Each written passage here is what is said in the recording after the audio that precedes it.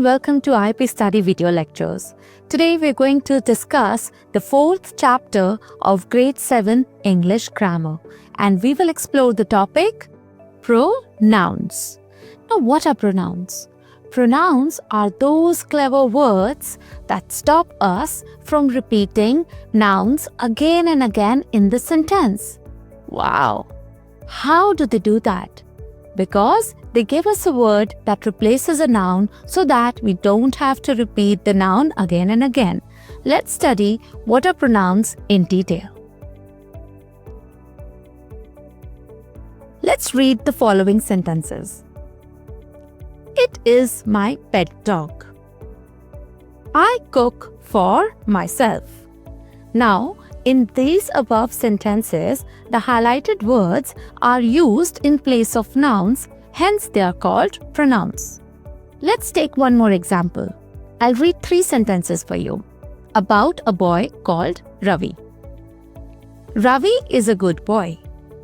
Ravi studies in school. Ravi likes swimming. Did you notice anything? That I am repeating Ravi again and again in all of these 3 sentences. What I could do instead, I can simply say, Ravi is a good boy. He studies in school. He likes swimming. So we have replaced Ravi with he, so that we don't have to repeat Ravi, his name, again and again in all of the sentences. Similarly, there are certain rules that you need to follow while using pronouns in the sentences, because there are a few errors that we usually make. For example, if I say, Reena lost her bag, is this correct? That's right, this statement is correct. But instead, if I say, Reena lost his bag, will that be correct? No, because Reena is a girl. So whenever we are replacing a noun, whenever we are using a pronoun in the sentence, we have to make sure that we are using the correct agreement. Now, in few cases, we tend to use double subjects. How? Let's see. If I say, Rahul and me, we went to the market. Is this correct? Exactly, this is incorrect. Why? Because I'm repeatedly repeating me and Rahul, and then I'm also using we as a pronoun in the sentence. Instead of this, we will say, Rahul and I went to the market. Always remember, whenever you're using a pronoun for yourself in the sentence, please keep the name of the other person first and yourself last. For example, I and Rahul went to the market. Would this be correct? That's right, this will be incorrect. Instead, the correct sentence is, Rahul and I went to the market. So this was about what are pronouns and what are the common errors that we encounter. Now there are many kinds of pronouns. Let's go in detail and study about them. Kinds of pronouns. Personal pronouns, relative pronouns, interrogative pronouns, reflexive and emphatic pronouns, demonstrative pronouns, distributive pronouns, and indefinite pronouns. Now let's study each of these kinds in detail. Personal pronouns. Personal pronouns are used for 3 persons. How? The first person is the speaker who is talking in the sentence. For example, I, me, mine, us, ours, these are all called the first person pronouns. The second person. Who is the second person? Who is listening? The listener. Which would be you, yours. The third person. Who will be the third person? Whom we are talking about. The person or the thing spoken of.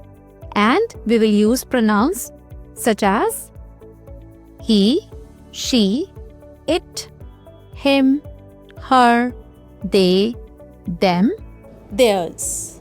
Now, can you think of few examples in each of these kinds? The first person. I am going to the market. So, you've used the first person pronoun for yourself. The second person, does this dress belong to you? So, you've used the second person pronoun. The third person, this dog belongs to them. So, you've used them as a third person pronoun. These were all the examples of personal pronouns. Now, in the personal pronouns, there are positions. Positions of personal pronouns are very, very important. For example, pronouns I, we, you, he, she, it, and they are used as subjects in the sentence. When I said the sentence, I am going to the market, what was the position of the pronoun? Exactly, that was a subject because I was talking about what am I doing, right? So the personal pronouns, for example, I, we, they, these will all be used in the beginning of the sentence. That means these will be the subjects in the sentence. Pronouns such as me, us, you, him, her, it, and them are used as objects in a sentence. Let's see how. Raghav gave me a bat. Tanisha will help you. Now in the first sentence, what is Raghav doing? Raghav is giving a bat. To whom? To me. Right? Hence, here the pronoun me, which is the second person pronoun, is used as an object in the sentence, but not as the subject. That means, if we say the sentence, me took a bat from Raghav, will that be correct? Exactly, that will be incorrect. Instead, Raghav gave me a bat is the correct sentence. Let's look at the second example. Tanisha will help you. Now what is Tanisha doing? Tanisha is helping. Who? You. Therefore, you is used as an object in the sentence. The pronouns such as mine, ours, yours, his, hers, and theirs are called possessive pronouns. Let's look at some examples. The bag is his. The pencil is yours. In these two sentences, highlighted words such as his and yours are used as a possessive pronoun. That means they are showing possession of the things. Can you give me some more examples of possessive pronouns? Look around and think. The bag is mine. Very good. The pencil is yours. Great. This dress is mine. Perfect. Great. Bravo. Keep going. Now let's look at the next kind. Relative pronouns. Now these pronouns are those pronouns which establish a relationship between the subject and the other sentence. That means they help us to join two sentences and they are relatable to the subject in the sentence. Let's look at some examples. The man who broke into his house was caught. This is a single sentence and we have used who as a relative pronoun. Instead of this, if I would have said, this is the man broke into the house, the man was caught. Now these are three different sentences, but talking about one man and one incident. What are we doing by using a relative pronoun here? We are joining these three sentences and we are relating with the subject whom we are talking about. So what is the subject? The man. We're talking about the man. So while joining these three sentences, the sentence will become the man who is a relative pronoun. The man who broke into his house was caught. Similarly, that is the girl whom I told your story. So here, whom is used to relate to the subject in the sentence. I found my book which I lost yesterday. This is the horse which Arav sold. The boy whose father has come is absent. She admit that she was wrong. So, words like who, which, whom, whose. These are all called relative pronouns. Let's look at the next types.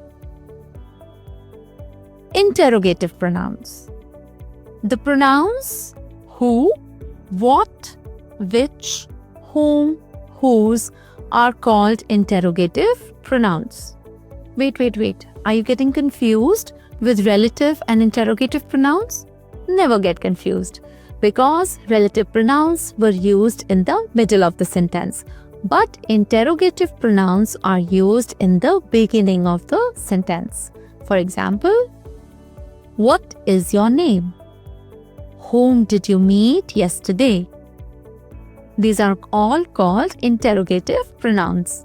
And did you notice that you're ending the sentence with a question mark? Because you're asking a question and you're using these pronouns to ask a question. Now let's go to the next kind. Reflexive and emphatic pronouns.